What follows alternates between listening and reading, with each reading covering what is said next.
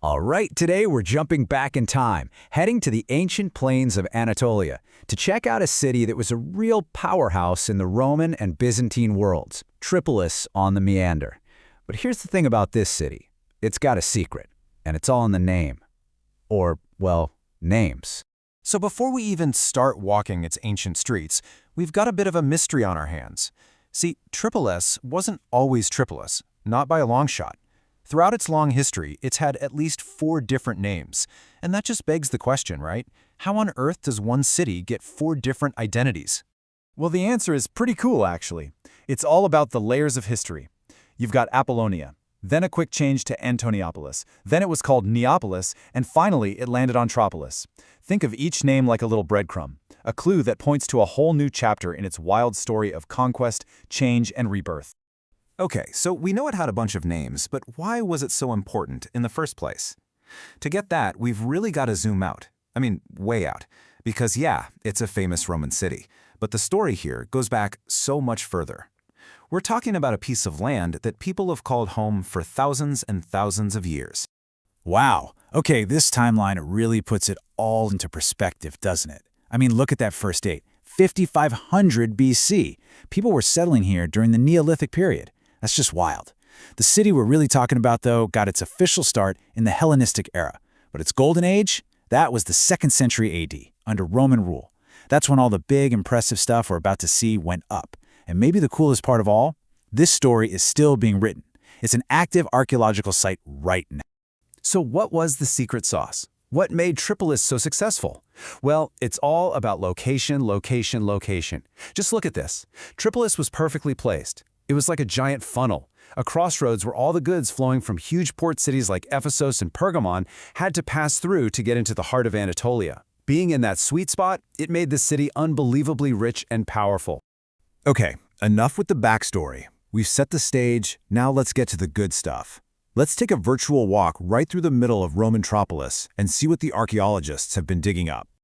All right, I want you to picture this. You're stepping onto these massive, ancient paving stones. We're starting our tour on Hierapolis Street. This was one of the main drags running north to south, basically the city's main artery. It would have been absolutely packed with people, lined with shops, just buzzing with life. And here's something that just gives me chills. If you look down at your feet, at these very stones, you can still see them, the ruts. These deep grooves carved right into the rock by, just countless chariot wheels rolling over this exact spot for centuries. We're talking nearly 2,000 years ago. It's history you can literally touch.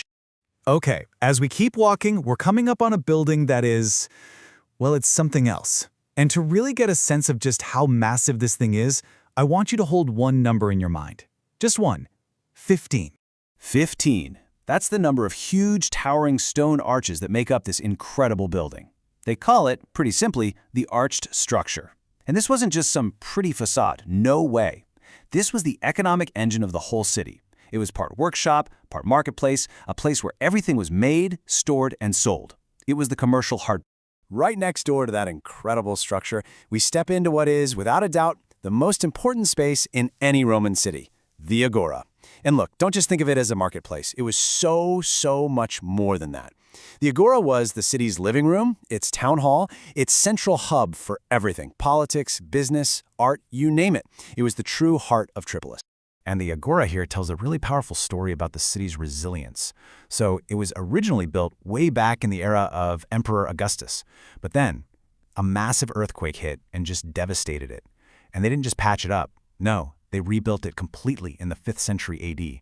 And it came back even bigger and better than before, with these gorgeous porticos and incredible mosaic floors. Okay, so everything we've seen so far has been in the main, excavated part of the city. But here's the mind-blowing part. That's just the tip of the iceberg. What we've walked through is only a tiny fraction of the whole city. The real scale of Tripolis is immense, and there are these huge, monumental buildings still buried, just waiting to be discovered. Even just looking around, you can see the outlines of other massive structures. There's a great bath complex over there, the Boulaterion, that's the council house where all the big decisions were made. You can see parts of the giant city walls. And then, and this is so cool, there's a huge theater and a stadium still mostly underground, just waiting for their moment to be rediscovered. And this really gets to the heart of what makes Tripolis so special. This isn't just some dead city whose story ended 2,000 years ago. Not at all. Its story is unfolding right now. History is being written as we speak, with new discoveries literally changing the textbooks every single year. I mean, just look at what's happened in the last decade or so. In 2013, bam, they find a 1,500-year-old church. Then in 2018, they finished this absolutely magnificent restoration of the Agora, bringing it back to life.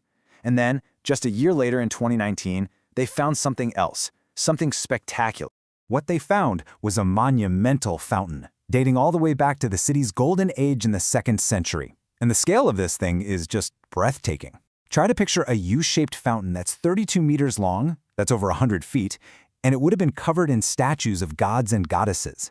It's just an incredible showcase of the city's wealth and just how advanced their engineering was when they were at the top of their game. So, when you boil it all down, Tripolis is more than just ruins. It's a living, breathing connection to our past. It's proof that history isn't something that's just over and done with. It's an active, ongoing story of discovery. And every time a new digging season starts, there's a chance for a brand new revelation. It really makes you wonder, doesn't it? What secrets is it going to give up next?